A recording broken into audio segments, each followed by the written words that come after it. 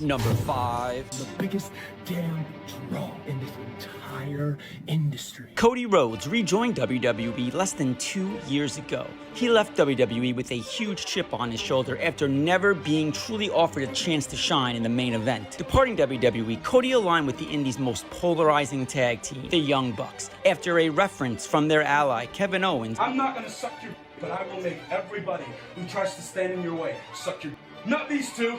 I don't do that. They're good Christian boys, they don't do that. The Bucks embraced Cody, igniting a journey poised to reshape wrestling history. Roman Reigns' steroid scandal, an overlooked chap, Cody during his indie days aimed jabs at the WWE. After clinching his inaugural World Heavyweight Championship and ushering the grandest gate for Ring of Honor, he boldly insulted Roman. You're someone who's competing with me for that title. You know exactly who you are. Roman, having labeled the Young Bucks as a DX ripoff. And I cheated. I had the Young Bucks with me, Matt and Nick Jackson, and we gave them the biggest house. And no offense to any of these guys, but we don't need guys running around doing truth swim. We don't need guys, acting like they're DX from, 15 years ago. We need original characters. We're trying to create something new. If you want a really good steak, you got to wait a little bit. We're not serving McDonald's.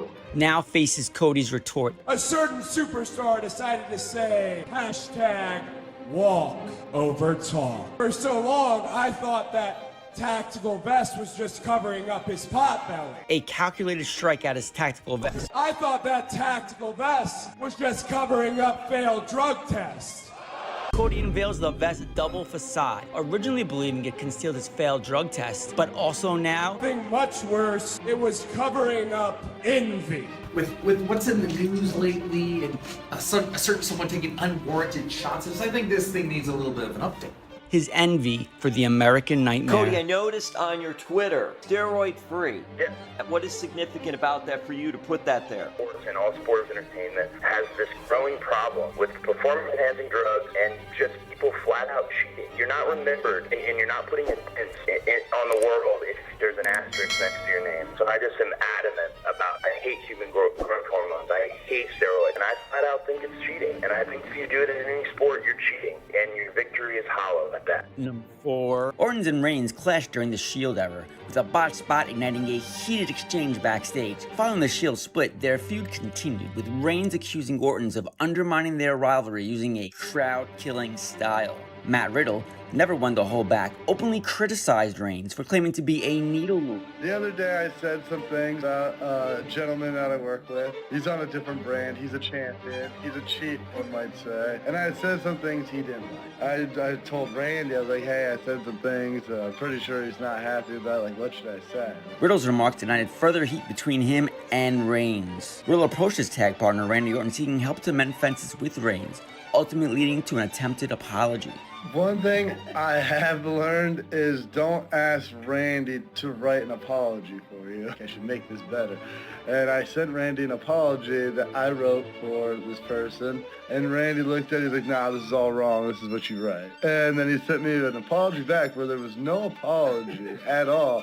And I was basically like, yeah, my bad. It was basically like that. But he knows this chief better than I do. So I was like, okay, I sent this apology. And let's just say he did not accept it. Despite Riddle's best efforts, Reigns did not accept the apology, intensifying the tension. Reigns' strained relationships with Orton and Riddle underscore the intricate web of alliances and rivalries in the wrestling world. These backstage dynamics have spilled into the ring, adding layers of drama to the interactions. I was like, damn it, Randy. I can never ask you to apologize for anything and leaving fans eager to witness the unfolding chapters of these ongoing sagas. John Cena's 10 times the superstar you will ever be. Number 3. You've watched wrestling for the past 10 to 15 years, then you probably have some kind of feelings about that guy. When Roman Reigns emerged from developmental, he was set to play a crucial role in the stable masterminded by then WWE champion CM Punk. This formidable group, known as The Shield, had the potential to dominate the wrestling world. However, WWE decided to shift gears, steering away from Punk's vision. This, mixed with a myriad of health issues and WWE's unwillingness to place CM Punk in the main event of WrestleMania, would lead to Punk's departure. Despite the change in plans, The Shield with Roman Reigns, Seth Rollins, and Dean Ambrose went on to achieve monumental success in WWE as they rose to prominence, so did the tension between Reigns and Punk. One notable instance occurred when Roman Reigns blamed CM Punk for making his job harder in WWE. The catalyst for the accusation was CM Punk's explosive shoot interview on Colt Cabana's podcast. No, I do.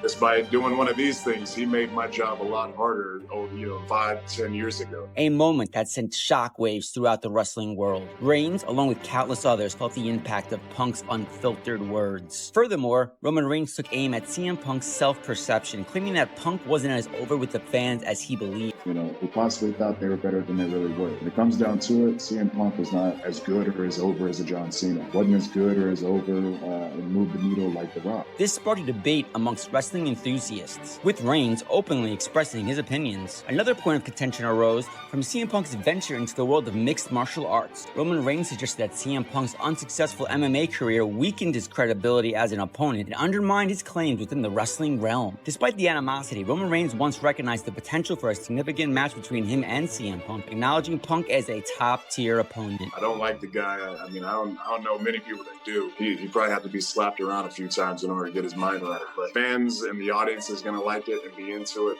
Reigns still had potential for a thrilling encounter. Number 3. There was one promo. Specific promo with John Cena. It was only just a few years ago that John Cena really embarrassed Roman Reigns on the mic when he completely froze and John Cena shoved that spotlight right on it. Did you have trouble working with John Cena? Roman was asked about it on Logan Paul's podcast, and his response was definitely interesting. You blanked?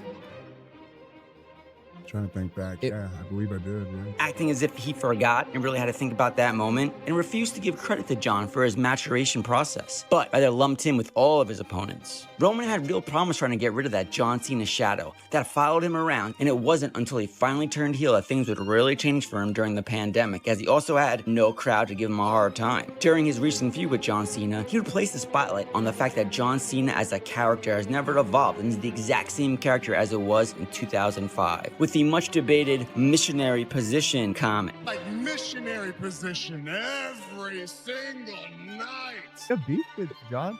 Yeah, how's your relationship? And second of all, go ahead, find it. Go ahead. Oh. Number 1. The beat stems from a declaration made by Reigns on WWE Network's Straight to the Source, where he claimed to be the best in-ring performer in the world. Omega, a prominent figure in wrestling, took exception to this claim and expressed his views in an interview with the Bleacher Report. Omega acknowledged that Reigns' statement garnered attention due to its boldness, but he doubts that Reigns genuinely believes those words. Omega, known for his impressive matches and accolades in New Japan and AEW, including his feud with Kazuchika Okada, argued that Reigns wasn't the best in-ring performer, highlighting other talented wrestlers like AJ Styles, talent in New Japan, or even AEW, where Omega operates a more improvisational style that allows him to shape his character organically. Reigns, in contrast, worked to the scripted confines of the WWE, excelling in a world that emphasizes polished timing and scripting. Furthermore, Omega claimed that he had enough epic matches to be considered the best in the world. Obviously, the Tribal Chief did not like this statement.